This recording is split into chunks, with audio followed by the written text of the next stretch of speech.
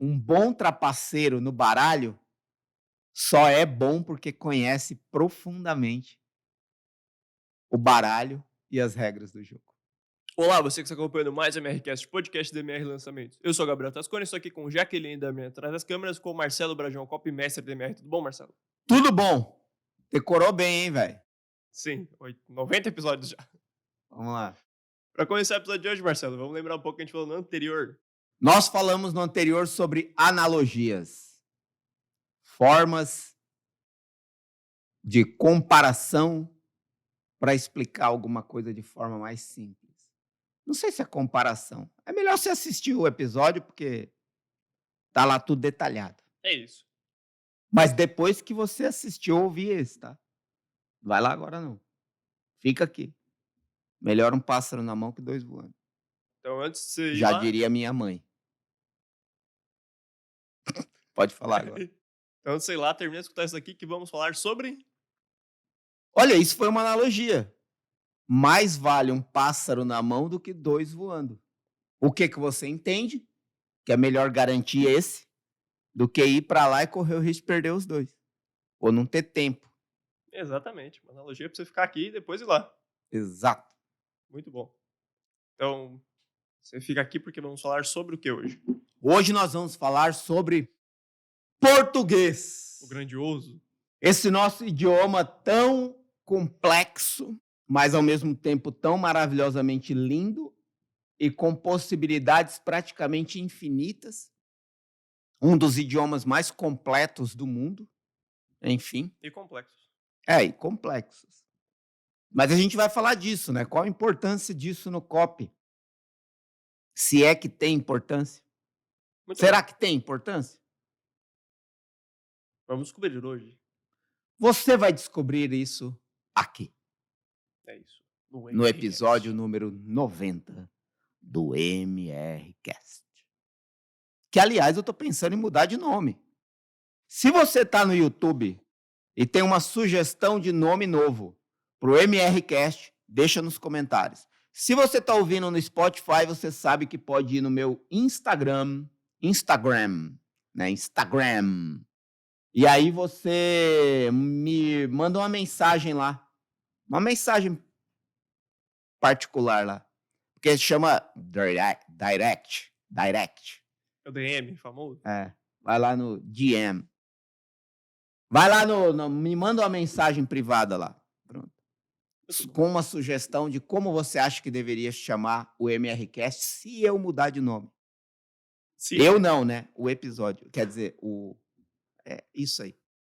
Eu tô falando meio que nem o... Não vou falar esse nome. Vai. Muito bom. Então vamos lá. Para começar a falar um pouco, é bom falar que esse tema é meio polêmico, né? Cada um tem sua Eu linha de acho que meio não, ele pensamento. é inteiro. Inteirinho polêmico. Então, cada um tem sua linha de pensamento. Isso daqui é o que tem funcionado para você, né? Com o tempo e tal. Exato. Então tá bom. Então acho que é válido começar a falar que copy, pensar que copy é mais relacionamento do que texto, né? Você tem que Sim. falar de um jeito que a pessoa se entenda bem com você, não do jeito mais correto. Tem até um cara que eu gosto das piadas dele que chama José Simão. Acho que na coluna da Folha, não sei se é nem da Folha, Macaco Simão. E ele fala, né, que português ninguém fala certo, mas todo mundo se entende. Eu acho que essa é uma boa expressão para ilustrar os desafios da nossa língua, do nosso idioma, mas, ao mesmo tempo, a capacidade de se comunicar independentemente desses desafios. Claro que a gente vai falar de certo e errado, de permitido e imperdoável, a gente vai falar disso aqui, mas eu acho que a primeira coisa que a gente precisa entender é que copy é uma transmissão de mensagem, onde o mais importante é que a pessoa compreenda claramente, de forma simples e imediatamente, o que está sendo transmitido como mensagem. Porque senão você corre o risco de perder a pessoa. Como um livro que não tem uma capacidade didática de transmitir a mensagem escrita, e você para de ler no meio. Então, acho que esse é um bom exemplo provavelmente você tem essa experiência de algum livro que você começou e parou no meio porque a linguagem ou a forma como estava sendo, como foi escrito é cansativa, e um outro livro que você começou a ler e não conseguiu parar, porque a linguagem era extremamente fácil, acessível, atraente, interessante, e aí você compulsivamente terminou aquele livro, né? Isso já aconteceu comigo, acredito que aconteceu com o Gabriel, com a Jaque, e deve ter acontecido com você já. E aí você percebe que não tem a ver com o número de páginas, né? Não tem a ver com o número de páginas, nem com o tamanho da letra, às vezes. Tem a ver mesmo com a forma como a mensagem está sendo transmitida. E como o copy é, de certa forma, a forma de escrever mais próximo daquilo que a gente fala, para tornar isso familiar, vamos dizer assim, para quem está ouvindo, eu acho que é importante pensar nisso, né? Show. Aquele negócio que você fala que eu gosto, né? Que é como se fosse uma conversa de bar com um amigo. Esse é até Uma analogia. uma analogia, mas também serve como uma visualização. Você pode fazer uma visualização a partir dessa analogia da mesa de bar. Por exemplo, você tem algo para transmitir como uma mensagem no copy, seja escrito ou falado, tá? Acho que esse é um ponto também, né? Sair dessa prisão de que copy é só texto escrito. Copy é inteligência persuasiva, de usar as palavras de um jeito certo para transmitir uma mensagem e fazer a pessoa fazer aquilo que eu quero que ela faça. Acho que esse é o ponto do copy. Mas nessa analogia da mesa de bar, né? Como você falaria isso para um amigo ou amiga sentado na sua frente na mesa do bar? Você não falaria isso de forma técnica, formal, filosófica até. Não, você falaria da forma mais simples possível, mais clara possível, mais atraente possível, né? A não ser que você seja um intelectual de plantão, que gosta de dificultar a explicação de tudo, com palavras rebuscadas para mostrar a sua capacidade intelectual. Isso em copy não vende, tá? Desculpa dizer. Dito isso, você pode fazer uma visualização assim. Você escreveu alguma coisa, você fecha o olho e se imagina na frente de uma pessoa. Como você diria isso para essa pessoa? Isso que você acabou de escrever. Como você diria isso para uma pessoa? Isso pode ser um exercício de visualização. Por exemplo, eu posso simplesmente dizer: tem um gato em cima do muro, e eu posso falar isso em qualquer idioma, em qualquer lugar do mundo, vão entender o que é um gato, o que é um muro, e que o gato está em cima do muro. Ou eu posso dificultar isso e dizer sobre uma estrutura de blocos unida por cimento e argamassa, está um quadrúpede felino.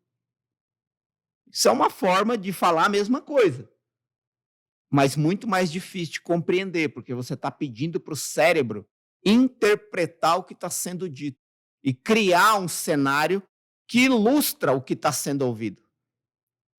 E isso gasta energia do cérebro. E se você ainda não sabe disso, as pessoas tendem a economizar energia cerebral. Por isso que não é todo mundo que virou cientista, porque as pessoas têm preguiça de pensar. Isso é natural do ser humano. As pessoas buscam sempre o caminho mais rápido, mais fácil. Então, dê isso para as pessoas e não exija esforço intelectual para compreender o que está sendo dito. Porque isso vai expulsar as pessoas do seu copy em vez de atrair. Simplesmente diga: ter um gato em cima do muro, e todo mundo já entendeu. Aí a pessoa pode até perguntar: é branco, é preto? Enfim, acho que eu gosto muito de usar esse exercício, né? Como eu diria isso para alguém sentado na minha frente na mesa do bar? Já deu pra ter uma noção do que você acha, mas mesmo assim, Como você vê o português no copy? Ele te preocupa muito? Como é que você É trabalha? engraçado isso, porque eu acho que o português no copy, ele é essencial. Até porque a gente escreve em português. No entanto, eu acredito que você não precisa ser um ortodoxo fundamentalista.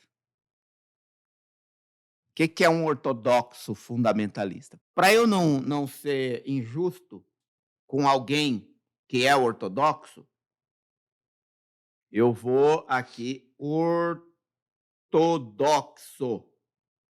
Ortodoxo. Ó, relativo a ou conforme com a ortodoxia, que professa os padrões, as normas ou os dogmas estabelecidos. Então, o que é o ortodoxo? É o que segue a regra à risca. Então, eu não acredito que você precisa ser isso no copy. Seguir a regra do português à risca. Agora vamos entender o que é fundamentalista. Para você que não está no YouTube assistindo isso, eu estou procurando no dicionário aqui no celular cada uma dessas palavras que eu estou usando e agora eu vou para fundamentalista. Significado de fundamentalista: relativo a fundamentalismo ou aquele que milita nesse movimento. Disse de ou cientista que se ocupa da ciência ou da pesquisa fundamental. Por último, defende a fidelidade absoluta à interpretação literal. Então, isso é um fundamentalista. Mistura ortodoxo com fundamentalista. Você vai ter o professor mor da língua portuguesa. Né? Você vai ter os literatas. E tá tudo certo, precisa deles, porque a gente precisa saber de todos os detalhes do nosso idioma, da nossa língua, e você vai entender por que é tão importante saber os detalhes da nossa língua. Mas, dito isso, eu vejo que é essencial você dominar a língua portuguesa, dominar mesmo, porque quanto mais você domina, mais capacidade você tem de lidar com isso da melhor forma. Mas você não precisa, no copy, ser um ortodoxo fundamentalista, um ativista que segue a regra à risca. Por quê? Porque você vai dificultar a compreensão daquilo que está sendo dito. E você, às vezes, vai tornar cansativo o que está sendo dito. Você não chega na casa da sua mãe e diz assim: oi, mãe, por obséquio, poderia Vossa Senhoria emprestar-me? Ô, mãe, tem uma tigela aí? Vou levar, tá? Então, é só pensar nisso, que você vai desapegar da língua portuguesa tradicionalista e vai conseguir compreender que você não fala assim e todo mundo te entende e as pessoas que você mais admira não usam esse tipo de linguagem ortodoxa do português, porque ninguém suporta isso a não ser os estudiosos disso. Então, acho que é uma, por exemplo, até a gente falando aqui, né, pra pro. É como você fala. Aí você vai e escreve pra pro no copy. Aí vai ter a pessoa que vai dizer assim: pelo amor de Deus, isso não existe, como é que pode escrever pro? Se você procurar na raiz mesmo, não existe pro, nem pra existe. Mas se convencionou usar porque é a forma corrente que a gente usa para falar. Forma corrente, no sentido de água corrente. Tá aí uma analogia que remete ao episódio anterior. Porque é como a gente fala. Você pode falar isso, vai encontrar algumas pessoas que falam assim. Mas quando você está conversando com alguém, Você não fala assim, estou aqui para, estou aqui para. Beleza, dito isso, a gente vai diferenciar duas coisas, mas antes disso, tá tudo bem até aqui, Gabriel? Tudo certo. Tem alguma pergunta que vai incluir o que eu vou falar agora e você vai saber o que eu vou falar. Por exemplo, tem uma diferença também entre o copy escrito e o copy falado. Você vai falar disso? Vou, mas já é agora, pode seguir. Então vamos lá. Por exemplo, exatamente esse exemplo que eu dei. Tô aqui para. O correto, estou aqui para. O correto. E ainda assim é tranquilo. Estou aqui para.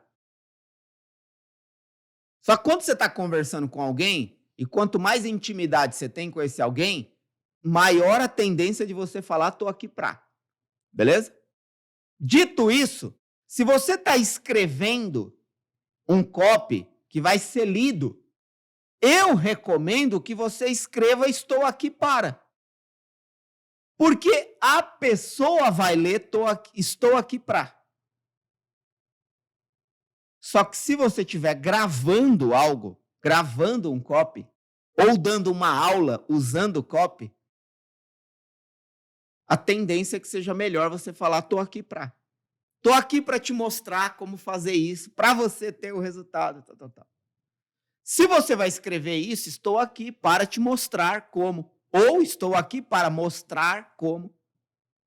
Então, essa distinção entre o escrito e o falado também deve ser levada em consideração. Porque muitas vezes, se você falar como escreveria, vai soar artificial. É engraçado, parece que você deu num muro quando você escuta um para, né? Estou aqui para. Exato. Trava. A sua linguagem tende a ficar robótica, mecanizada, formalizada. E é uma coisa simples. Estou aqui para te mostrar como usar o português em qualquer texto de copy. Estou aqui para te mostrar como que o português deve ser usado no copy. Percebe a diferença entre o escrito e o falado? Então você deve também levar em consideração isso. Por isso que, quando você escreve, por exemplo, uma carta de vendas e você quer gravar essa carta de vendas num vídeo de vendas, você deve fazer as alterações pertinentes de como seria aquela carta de vendas falada na frente de alguém. Porque aí você vai perceber que o estou, o para, o esteve, o... enfim, né? Vai mudar. Tende a mudar.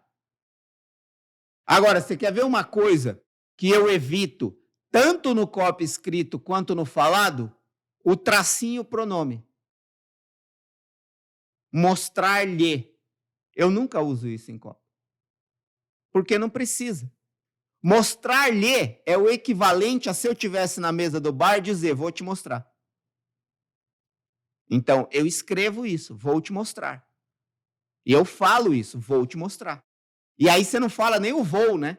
Olha para você ver mais uma vez aqui. Se você escreve copy para algum especialista ler o script no TP, teleprompter, que é aquele equipamento que roda o texto para alguém que está na câmera gravar.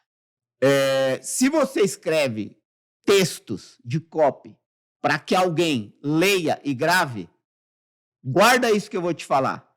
Eu escreveria, em vez de mostrar-lhe, vou mostrar-lhe. Eu escreveria, vou te mostrar. Só que eu falaria, vou te mostrar. Eu escreveria, vou te mostrar. Eu falaria, vou te mostrar. Porque é como eu falo com as pessoas. Eu vou te mostrar. Vou. Eu vou te mostrar. Porque se você pronuncia o U, é o mesmo efeito do para. Você vai tornando a sua fala mecanizada, formal. Vou te mostrar. É mais formal do que vou te mostrar. E é menos espontâneo. E a pessoa que está ouvindo captura isso. E fala, tá lendo. Parece que tá lendo. parece que decorou. E aí você perde muito da sensibilidade, da conexão, da intimidade com aquela pessoa que está ouvindo o que você está falando. Então, isso também deve ser considerado por quem escreve. Você não está escrevendo um livro de literatura. Você está escrevendo uma coleção de palavras que vão construir argumentos que vão influenciar a pessoa a fazer aquilo que você quer. Então, quanto mais familiar, íntimo, simples e claro você for na transmissão da sua mensagem, tanto escrito quanto falado, maiores as chances da pessoa fazer aquilo que você quer que ela faça. Isso é copy. Então, não confunda copy, tipo assim, para mim, copy não é um escritor. Escritor é uma coisa, copywriter é outra coisa. O escritor, ele conta uma história ou escreve algo no intuito de levar você à reflexão, dando a você a chance de tirar qualquer tipo de conclusão. Nem sempre o escritor está querendo te dar uma conclusão. Às vezes ele está querendo que você reflita em algo. O copy não, ele está querendo que de fato você faça o que ele quer que você faça. Você não vai escrever um copy para chegar lá na oferta e falar assim, agora pensa aí o que você quer fazer, toma a sua decisão, fica à vontade. Se você quiser comprar, você compra. Se você não quiser comprar, você não compra. Você pode usar isso como um gatilho de descaso? Pode, mas não é convencional. Porque mesmo quando você usa isso, o que você quer no fundo é que a pessoa compre. Porque você não escreve um copy para que a pessoa não faça o que você quer que ela faça. E às vezes você pode, por exemplo, escrever um livro sobre educação e você está ali colocando as suas ideias, as suas pesquisas e tal, mas você não está condicionando a pessoa a pensar como você. Eu posso estar enganado no que eu estou falando, mas é o que eu vejo. É diferente, para mim é diferente. Volto a dizer, posso estar enganado, mas é como eu vejo. Copywriter não é um escritor de literatura. Uma coisa é uma coisa, outra coisa é outra coisa. Eu acho que, por exemplo, um copywriter não é um poeta também. Porque tem gente que tem nessa. Vou rimar, vou. Não, meu. É uma escrita persuasiva, com o intuito de influenciar a pessoa a fazer aquilo que você quer que ela faça. É só entender isso. Nem sempre é vender alguma coisa. Às vezes você quer só que a pessoa clica. Deixa o nome meio. Exato. Então, acho que entender isso é muito importante. E isso tem a ver com a forma como você usa o português naquilo que você fala e naquilo que você escreve. Muito bom. Então, com isso em mente, como você define o que é, assim, o português falado, o português conversado e um erro grave que você evita? Você falou por exemplo, script de vídeo e carta de vendas já tem suas diferenças. Sim. Como mais você define? Audiência, influencia, o expert? Boa. Sim, influencia e muito. Né? Influencia e muito. Você pode ter uma linguagem informal, que é o que se diz de coloquial, né? O que é melhor, falar uma linguagem coloquial ou informal? O que você entende mais rápido? Informal.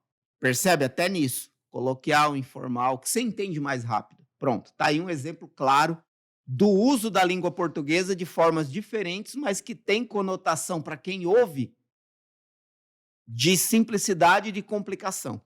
Beleza. Aí você está escrevendo um copy para uma universidade, ou para uma escola, ou para um núcleo de educação. E aí você fere a regra do português. O que vai acontecer? Vai manchar o nome da instituição. Então, nesse ponto, falar e escrever da forma correta, não necessariamente ortodoxa, nem fundamentalista, mas é muito importante. Porque pequenos erros provavelmente não serão perdoados. Diferente de você escrever, por exemplo, para mulheres que querem aprender artesanato. Tipo assim, desculpa a expressão, mas elas estão cagando para o português. Elas querem saber como é que pinta a caixinha gastando R$ 15 e vende por 100. Você não precisa de grandes recursos de língua portuguesa para falar isso, né? Agora, se você vai escrever para uma escola que tem 100 cursos que ajudam as pessoas a passarem nas provas do concurso público, de concursos públicos por aí, pelo Brasil. Você está lidando com professores, você está lidando com estudiosos, você está lidando com pessoas que estão estudando para responder uma prova, para serem aprovados. Você pode usar uma linguagem informal, simples e clara de entender, mas você não pode cometer erros graves, né? Justamente porque você está numa posição de linha de frente de educação. Então, né, você não vai escrever um outdoor lá, até pode, né? Hoje em dia a internet facilitou muito isso, mas você não vai escrever num outdoor lá da universidade. Vou te mostrar, né? Vou te mostrar como ter uma carreira de sucesso. Como ter, né? Nem ter, né? Como ter uma carreira de sucesso. Então, acho que isso deve ser levado em consideração. Às vezes, a audiência, de repente, você está lidando com uma audiência de professores. Os professores são mais sensíveis a isso. Então, é importante que você respeite isso, porque você pode ferir desnecessariamente, né? Por exemplo, você quer ver um. Aí agora vamos lá para um erro imperdoável. Degraus. Existe degrau, plural, degraus, imperdoável, degrais. É imperdoável, dói o ouvido. É imperdoável esse erro. Porque aí não tem a ver com as possibilidades da língua. Isso tem a ver com ignorância da língua. Respeito à audiência com quem você está lidando e respeito, às vezes, até o especialista, a marca e a empresa para quem você está escrevendo, né? Um professor de português que está fazendo um lançamento não pode se dar ao luxo de cometer erros imperdoáveis. E aí eu falei aqui, por exemplo, do degrau, degraus, degrais, imperdoável. Para mim fazer, imperdoável. Correto é para eu fazer, porque você não usa mim na frente de verbo. E aí a Jaque falou assim, como você usa então num copy, ou num copy escrito ou falado, o para nós fazermos e não ficar artificial e formal, para a gente fazer. Para a gente fazer. Percebe? Então, por que a gente consegue isso? Porque a língua portuguesa é extraordinariamente rica em possibilidades. Coisa que você não encontra, por exemplo, no inglês. E eu sempre gosto de dizer, né? O inglês, talvez, ele virou a língua universal porque ele é a língua mais simples, prática e rápida de se aprender. Porque ela tem um vocabulário limitado. Por exemplo, não existe a palavra avô e avó em inglês. É grande pai e grande mãe. Estou falando besteira ou não? Fala grande pai em português. Você vai entender ou que meu pai é grande de tamanho ou que ele é um grande pai no sentido de extraordinário. Em inglês, grande pai não vai ser entendido nem como um pai grande, nem como um pai extraordinário. Vai ser entendido como avô. Faz sentido ou não? Porque é uma linguagem pobre, é um vocabulário limitado. Português não, você tem palavra para tudo e às vezes mais de uma palavra para uma única coisa. Então, em vez, tem em vez, tem aquele em vez e tem o em vez. Depois você procura aí o que significa. Mas em vez de eu usar para nós fazermos, tanto escrito quanto falado, e correr o risco de soar artificial, por exemplo, eu escreveria isso num livro. Para nós fazermos juntos aquilo que a humanidade espera de nós. Para um livro, é profundo, porque você lê isso, fecha e começa a refletir. Porque o livro é para isso. Agora, num copy, para a gente fazer junto, olha aqui, vou te mostrar. Porque você não quer nem que a pessoa saia. Eu acho que esse exercício constante de não ferir fatalmente a língua, mas se utilizar dos recursos que ela tem para usar o português correto, de forma clara, simples e informal, é o melhor caminho para quem usa copy, tanto escrito quanto falado. Por exemplo, para mim fazer é imperdoável tanto no texto quanto na fala. Na minha concepção. Então, eu acho que é por aí. Vai para o próximo ponto, porque tem uma coisa que eu quero falar. Me dá essa caneta aí que eu vou anotar aqui para não esquecer. Show. É isso daí, né? As famosas licenças poéticas, né? Que você pode usar durante o copy. Mas tem limite, né? Você tem que... Exato. O limite da licença poética, e esse próprio termo ele é mal compreendido, porque parece que só pode ser utilizado em poesia, né? A licença da observância da regra, ou seja, a licença de você usar um termo que não é correto. Pode ser recorrente, desde que você faça isso com pleno conhecimento de causa e a pessoa que está lendo ou ouvindo também saiba que você está usando isso com pleno conhecimento de causa. Por exemplo, a abreviação de você. A abreviação de você. VC. Em qualquer lugar que você escrever isso, todo mundo vai entender hoje, porque a internet popularizou isso. Então, dependendo do ambiente que você está, por exemplo, numa propaganda ou num texto mais descontraído, você pode colocar lá VC e todo mundo vai entender. Então, isso é uma licença. É um uso de algo que não existe dentro da língua, mas que se você usar dentro de um ambiente controlado, todo mundo vai entender. E está tudo certo. E ninguém vai julgar errado.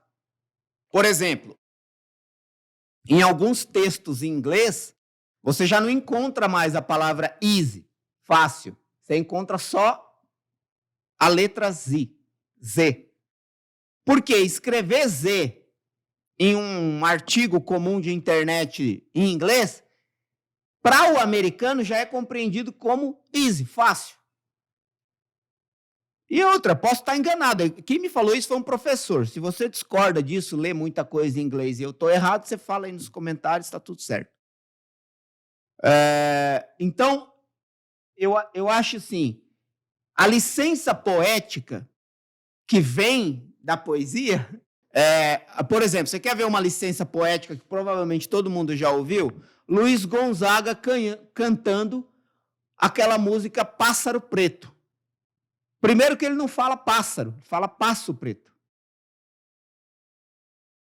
Para quem é literal, vai entender um passo preto.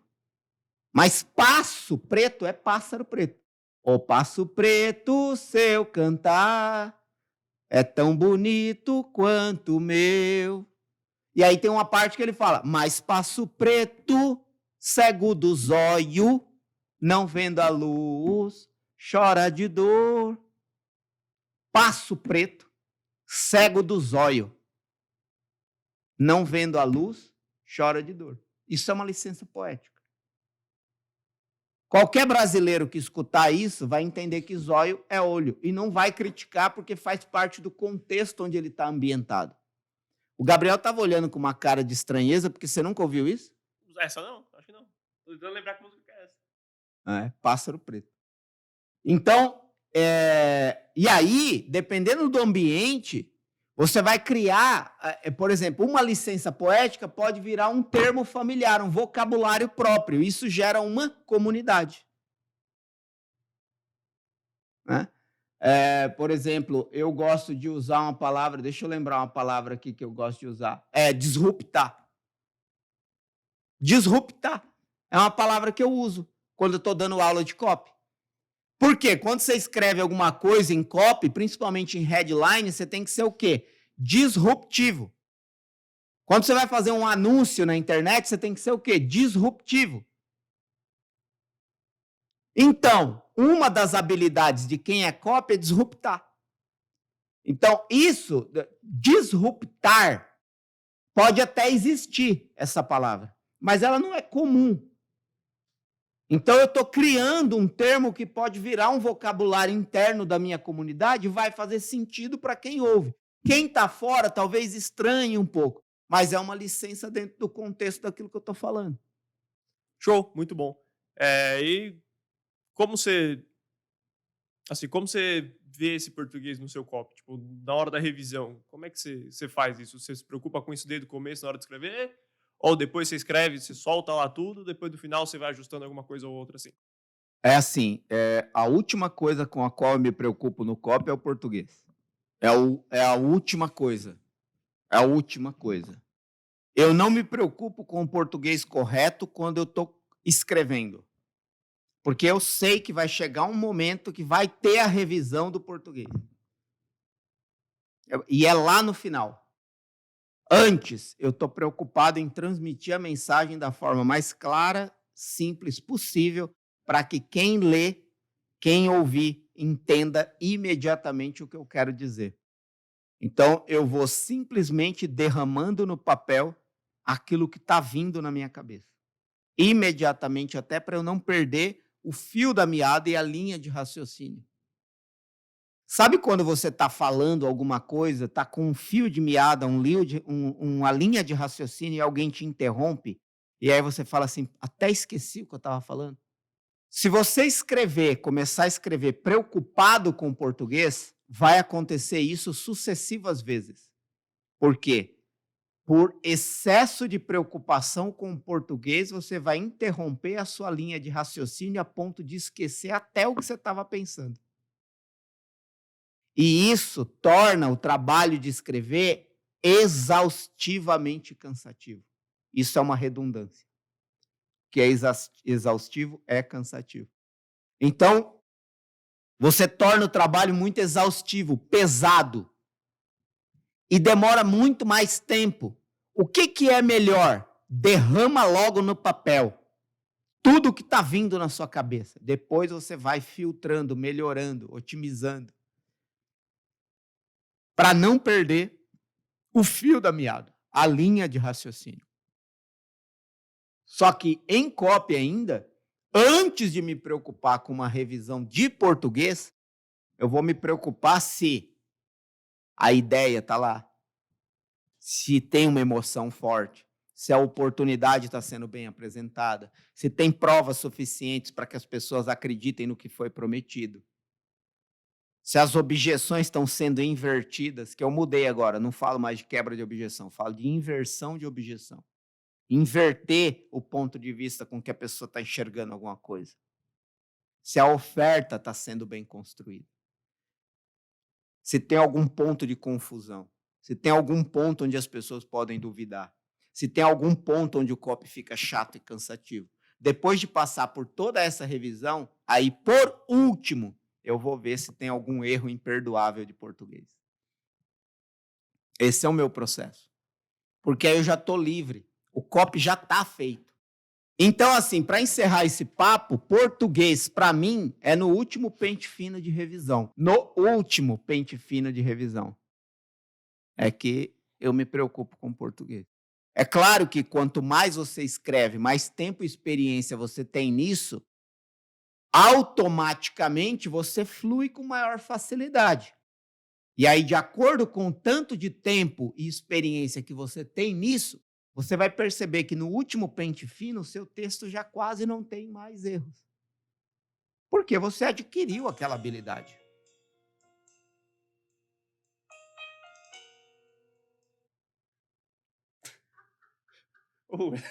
Caraca, o Apple Music começou a tocar a música Vai Perceber, de Alexandre Sou. Meu Deus do céu. Por que carga... porque eu falei vai perceber, né? Verdade. Olha que Caraca, hein, ô Siri, você tá inteligente, hein, inteligente. Então, quanto mais tempo e experiência você tem nisso, e quanto mais você faz isso todo dia, você vai percebendo. Peguei você agora, Siri. Você vai percebendo que o seu texto termina com menos erros a serem corrigidos. Claro que no começo você vai perceber mais coisas. Então, eu acho que. Mas o ponto é esse, né? Não se preocupa com português enquanto você estiver escrevendo, porque você vai ter o momento de filtrar isso, né? Muito bom. Então acho que a gente encerra esse episódio aí. Não, mano, tem uma Não. coisa aqui que eu quero falar. Pois não. Eu quero falar uma coisa que eu deveria ter falado no começo, mas eu quero presentear quem ficou até o final. Muito bom. Por isso eu não falei no começo. Então já aprende que muitas das melhores coisas vão estar no final dos episódios. Inclusive os papos entre gravações, né? Exato. Se você não chegou até o final do episódio nunca, fica aí um que a gente tem. Trechinhos. Os créditos. Cara, é engraçado que tem crédito de filme e série que demora pra caramba, né, cara? E aí, WandaVision. É uma série, WandaVision, e eu assisti, e aí falaram assim pra mim, mano, fica. E demora 5 minutos, mano, pra começar o pós-crédito. Mas valeu um pouquinho a pena. Beleza. O que eu quero falar? Gente, é o seguinte. Tudo que eu falei aqui tem a ver com uma única coisa. Saiba como quebrar as regras. Né? O português, a língua portuguesa é cheia de regras. Cheia de regras. Cheia de detalhes. Tipo assim, não precisa ir longe, né? Só de você saber que português tem 4 porquês. Por aí você já entende que é mais difícil do que deveria ser. Mas está tudo certo, isso é bom, eu vejo isso por um lado positivo. Então, tudo que eu falei aqui tem a ver com a habilidade que você vai desenvolver de quebrar essas regras sem feri-las fatalmente. Mas você precisa entender uma coisa. Você só quebra uma regra que você conhece. Senão, pode ser pura ignorância ou burrice mesmo.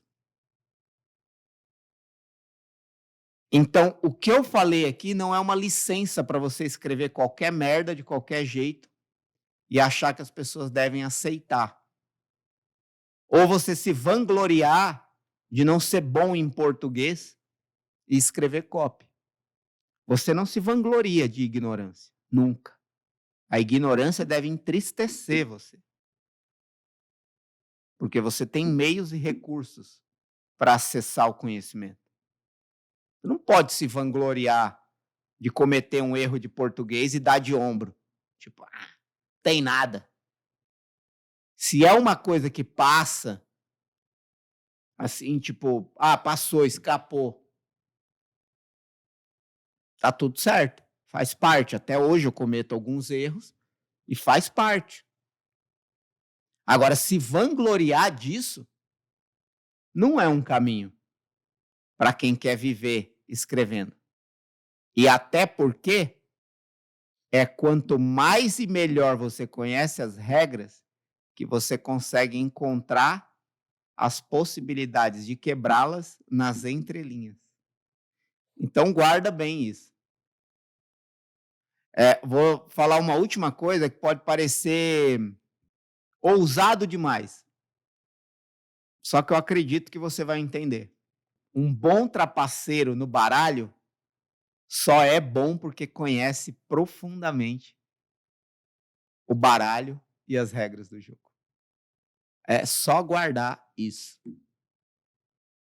E aí eu vou fazer uma outra analogia. Geralmente o trapaceiro tem esse nome porque ele não age com violência. Né? Por exemplo, um trapaceiro não é um assassino. Por quê? O trapaceiro, ele usa a inteligência para trapacear. Então, se você quer trapacear no português, Use a inteligência para fazer isso. E você vai conseguir, com maior destreza, quanto mais você conhecer a própria língua que você usa. Pode parecer um exemplo ruim, mas só de você pensar nisso você vai entender o que eu estou querendo dizer. Só quebra as regras quem conhece as regras. Só sabe trapacear quem é inteligente. Você não vai encontrar um trapaceiro burro. Pelo menos um trapaceiro com resultado, né? Porque tem o trapaceiro burro que nunca teve resultado. Ele tenta trapacear. Mas por quê? Porque não conhece as regras do jogo. Né? O cara que marca a carta no baralho, ele conhece muito bem o baralho. Não estou falando para você fazer isso, tá? Estou falando de português aqui. Porque às vezes é isso, né? Às vezes você trapaceia na língua. Mas não é um crime fatal.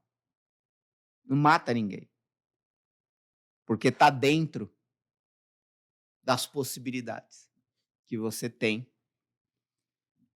como uma licença. Enfim, espero que tenha feito algum sentido. É isso, muito bom. Então, com isso a gente encerra. Encerra. Então tá. Então, Marcelo, alguma consideração final, algum comentário? Os circuitos sociais que consagram o objeto são tão mais eficazes quanto maior a distância do objeto consagrado. Se você sabe o que eu acabei de dizer e está aqui no YouTube, põe nos comentários. Se você não sabe, procura aí alguns episódios antes que você vai descobrir. Vai. Muito bom, é isso. Então, onde você tiver, tem playlists e listas de reproduções para os outros episódios do MRCast. Vai lá e escuta o que você quiser. O das analogias são muito bons, esse daí que ele falou também, mas você vai ter que descobrir qual é. Se você tiver no YouTube, tem links importantes na descrição. Se você tiver no Spotify, você vem aqui para esse vídeo no YouTube, dá um oi pra gente e acessa os links, ou você vai no Instagram do Marcelo, @MarceloBragion, segue ele e tem os mesmos links lá.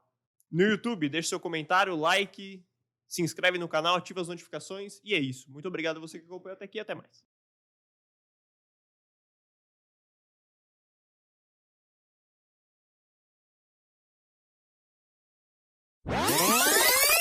É engraçado como que esse negócio do trapaceiro me veio no final mesmo. Eu não ia falar isso, né? Mas aí me veio por quê? Porque é engraçado como que quando você... Tem alguns livros que eu tenho que mostram como os trapaceiros tiveram sucesso, né, nas suas trapaças. Né? Um livro chama Poder, As 48 Leis do Poder, do Robert Greene. Ele fala lá uma das leis do poder e às vezes aparecem alguns trapaceiros que conseguiram sucesso usando essas leis do poder. Outro é o cara que vendeu a Torre Eiffel como sucata, né? Existiu, cara, um cara que vendeu a Torre Eiffel para alguém e alguém pagou pela Torre Eiffel. Episódio do MRCast, inclusive. Exato. Eu não lembro o número, mas tá. 1 ou 2. E tem um livro, cara, chama... É o episódio 1, né? O primeiro episódio. E é a história de um trapaceiro. E tem um livro chamado P.T. Barnum, que é a história de um cara... Eu não sei, o P.T. é o nome dele. Mas Barnum... Ele ficou conhecido como um dos maiores trapaceiros dos Estados Unidos. Ele construiu... Mano, pra você ter uma ideia, ele tinha lá uma parada que ele vendia o ingresso para você visitar uma mulher que ele trouxe à vida de novo. Né? Que ele ressuscitou, alguma coisa assim. E as pessoas pagavam para ver a mulher. Aí passou um tempo, a mulher morreu. Aí a mulher morreu de verdade, aí espalhou a notícia. Aí ele foi e fez, tipo assim, uma outra mulher. E como eu ressuscitei a mulher em um corpo diferente. É engraçado, mas é como ele construía, né, aquilo. E o mais curioso, eu não vou lembrar aqui de cabeça, né, mas o mais curioso é que se você pesquisa na internet PTP de pato, T de tatu, Barnum, B-A-R-N-U-M. Eu acho que é M. Barnum. Até hoje, em Nova York, tem um lugar onde tem exposições de P.T. Barnum que você paga ingresso para ver as trapaças dele. Se eu não me engano, é em Nova York. Então, é interessante como você vê que o trapaceiro ele usa a inteligência para quê? Para influenciar e persuadir alguém. Claro que você não vai fazer isso, né? Mas é interessante ver, né, como que isso funciona. E aí, eu acho que um pouco de você driblar, né? Eu acho que eu nem usei essa palavra, mas eu acho que o português é muito isso, né? Você driblar, né? Você tem que ter uma certa malícia ali no português para conseguir usar os recursos que a língua te dá, de simplicidade, de informalidade, sem falar degraus, né? Que é imperdoável. Então, eu acho isso lindo. Eu acho, de verdade, acho, se eu não me engano, é o português, o espanhol e as línguas asiáticas, né? Orientais, que são extraordinariamente ricas, né? Mas também são muito simbólicas. Então, agora, o português e o espanhol é tido como os idiomas mais completos do mundo. Também. Então, acho isso maravilhoso. E aí é aquele negócio, né, cara? Ou você se apaixona por isso e sabe que todo dia você pode descobrir uma coisa nova do português que vai te ajudar amanhã a não usar isso, mas saber como você pode driblar isso para usar outra coisa que remeta a isso. Enfim, eu gosto de dizer que entre A e Z, parece que eu estou fazendo propaganda da Amazon, né? Entre A e Z, você tem um universo infinito de combinações possíveis. Isso é o português. Qualquer idioma, né? Mas as letras do alfabeto, elas possibilitam infinitas combinações. E isso é lindo. Exato. Esse é até um exercício para se fazer, né? Você, às vezes, abrir o dicionário. Agora é mais difícil alguém ter um dicionário, né? Mas e o que complica também, por exemplo, eu tenho um dicionário. Claro que é um dicionário antigo, mas é aquele dicionário Aurelião, grandão. Mas quando você faz a experiência, assim, você pega qualquer página e abre e vê quantas palavras você não conhece ali. Na internet você não consegue fazer isso. Você não consegue abrir um livro aleatório. E, gente, é maravilhoso, às vezes, você pegar um livro aleatoriamente e abrir na página qualquer e ser surpreendido pelo que tem naquela página. Então, hoje em dia, você tem que jogar que nem loteria, né? Você joga dado, aí dá o número 72. Aí você vai lá no dicionário online, na página 72, o que tem. Mas é um pouco disso. Mas isso é uma coisa legal. Às vezes, você usar uma palavra... Você usa uma palavra que ninguém conhece. Rotundo, por exemplo. Nem eu sei o que é isso agora, falando. Mas, por exemplo, você falando assim... você falar a palavra para criar aquela surpresa. Puta que pariu, o que é isso? Eu não sei. E, em seguida, você dá o significado. É legal isso. Principalmente na fala, isso surte um efeito muito legal. Por exemplo, ele é um exímio palestrante. Tem gente que não sabe o que é exímio. É um excelente, é um ilustre palestrante. Entendeu? Então, às vezes, você usa é um recurso, né? É um recurso que disrupta. A pessoa não está acostumada a ouvir aquilo. Aí você fala, eu vou chamar aqui agora um exímio. Você não sabe, né, o que é exímio. Um excelente, um ilustre palestrante. Porque aí você cria esse contexto de interesse, né? É legal também.